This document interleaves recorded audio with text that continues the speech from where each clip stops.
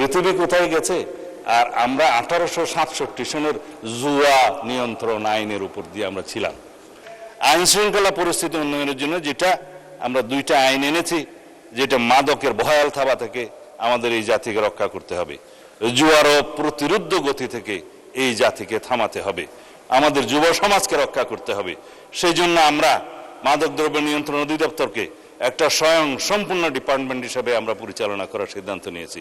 এখানে dog squad দেওয়া হবে, তাদের লোকজনকে অস্ত্রসহ প্রশিক্ষণ দেওয়া হবে এবং তাদের জন্য হাজতখানার ব্যবস্থা করা হয়েছে আসামিদেরকে মধ্যবর্তী সময় রাখার জন্য, এবং ল্যাবরেটরির ব্যবস্থা করা হচ্ছে সমস্ত ডিস্ট্রিক্টে, যাতে মাদকদ্রব্য ল্যাবরেটরিতে টেস্ট করে সেটা কোর্টের রিপোর্ট অনুসারে দিতে পারে সেটা মাদকদ্রব্য কিনা। এই সমস্ত বিষয়গুলো আমাদেরকে একটু সময় নিয়ে, ব্যয় নিয়ে, স্ট্রাকচারগুলো দাঁড় করিয়ে তারপরে আমাদেরকে যেতে হবে। তাদেরকে অত্যাধুনিক অস্ত্র দেওয়া হচ্ছে, কারণ মাদক যারা ব্যবসা করে, চোরাচালান করে সীমান্তে বিভিন্ন জায়গায়, তাদের কাছে সশস্ত্র গ্রুপ আছে। আমাদের নিরস্ত্র মাদক দ্রব্যের যে কর্মচারীরা, কর্মকর্তারা, তাদেরকে বিনা হাতে কোনো ডাল তলোয়ার ছাড়া যেতে পারে না, তাদেরকে এইভাবে সশস্ত্র ওয়েল ইকুইপড করা হচ্ছে। আধুনিক টেকনোলজি সম্পন্ন সমস্ত মেশিনারিজ ইকুইপমেন্ট স্থাপন করা হচ্ছে।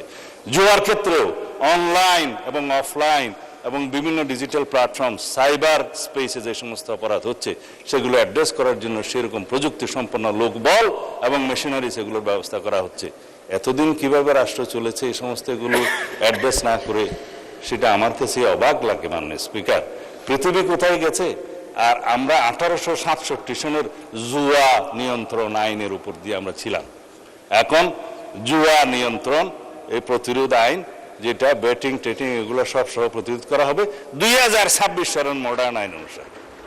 আশা করি আপনারা সহযোগিতা করবেন। বক্তৃতাটা একটু লম্বা হয়ে গেছে মাননীয় স্পিকার।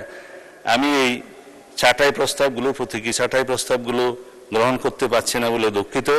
মাননীয় স্পিকার, আমাদের উত্থাপিত দাবি অনুসারে দাবি নম্বর 20 আপনি দয়া করে মঞ্জুর করবেন। মাননীয় সংসদ সদস্যদের সহযোগিতা কামনা করছি। ধন্যবাদ।